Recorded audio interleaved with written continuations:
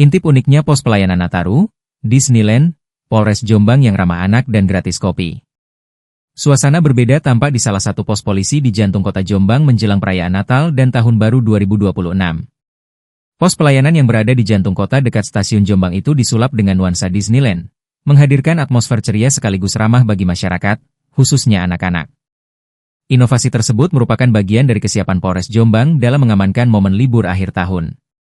Hal tersebut disampaikan langsung oleh Kapolres Jombang AKBP Ardi Kurniawan saat melakukan peninjauan langsung ke pos pelayanan yang terletak di sisi timur stasiun Jombang, tepatnya di Jalan Basuki Rahmat, Kecamatan Jombang, Kabupaten Jombang, pada Senin, 22 Desember 2025.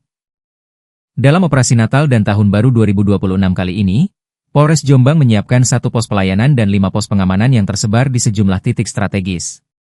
Pos-pos tersebut ditempatkan di kawasan padat aktivitas masyarakat, jalur rawan kemacetan,